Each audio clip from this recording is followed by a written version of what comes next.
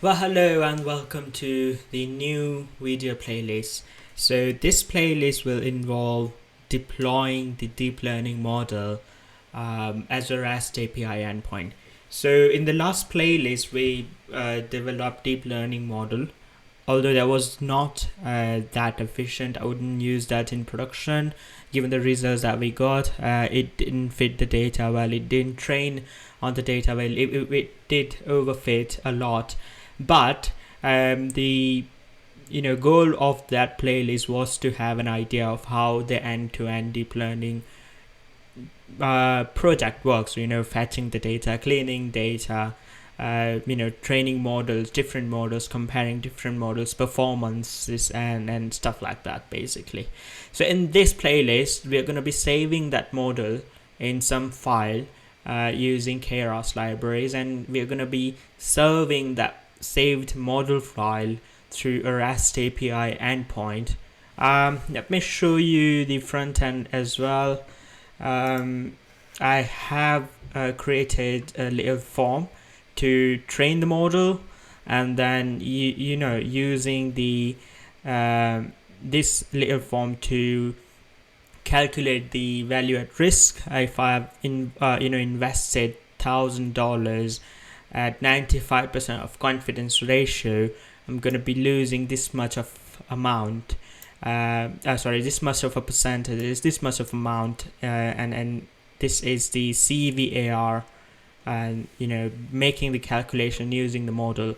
Let me show you. I have used technologies like Docker. This is the API part of it. I'm going to be using FastAPI for this. This is the train model. If this code will look familiar, that we have developed during the last playlist of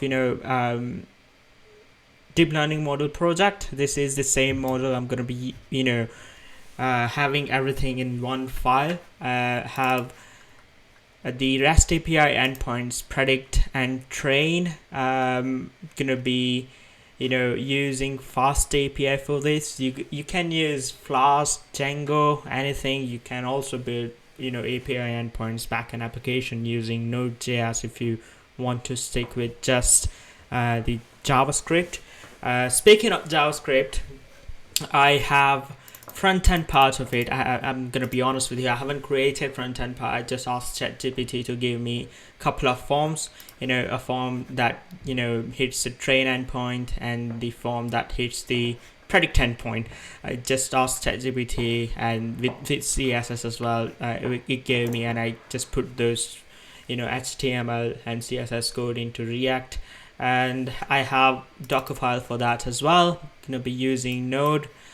I'm going to be using NGINX as well to serve as a proxy server. As you can see, I have a couple of endpoints here, train and predict endpoint, which is related to the API container that we have. And eventually, I'm going to be having a multi-Docker application deployment using Docker compose.yaml. I'm using health check endpoints to see if the backend API works or not. This is the reference to the Docker file of the API part of it, which is going to be running on port 8000. Usual for FastAPI project. If that was a Flask, I would be using port 5000.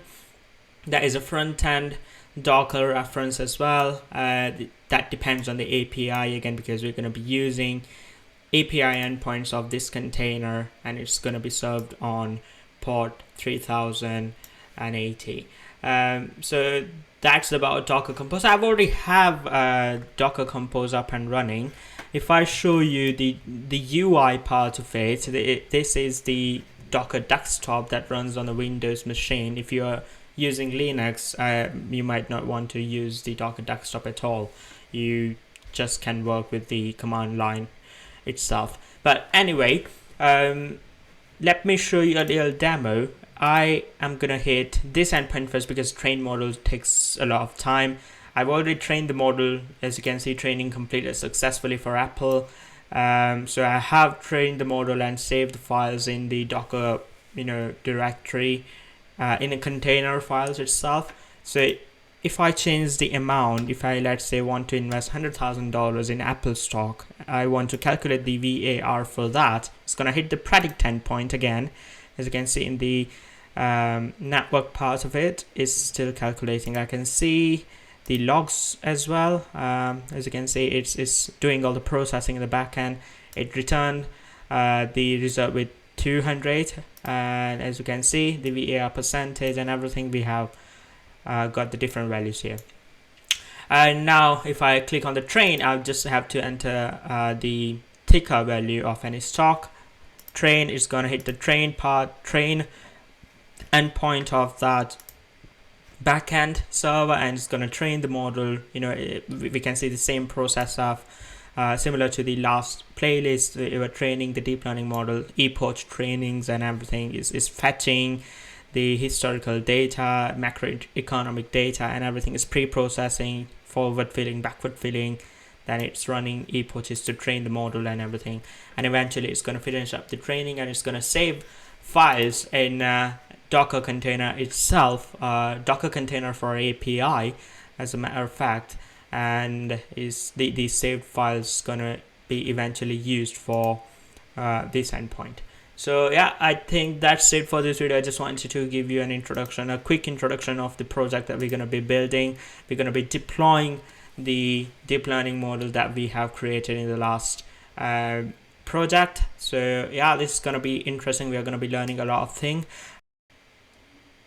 I'm sorry, that was a little hiccup on my PC, but anyway, I was saying we're gonna be learning FastAPI project, serving REST APIs, building up REST APIs using Python, Docker containerization, Docker Compose, orchestration of multi-Docker applications, a little bit of front end, although I'm not really keen to deep dive into front end part of it because I haven't created, and I'm an expert. I don't want to be pretending to be an expert in something that I'm not an expert in.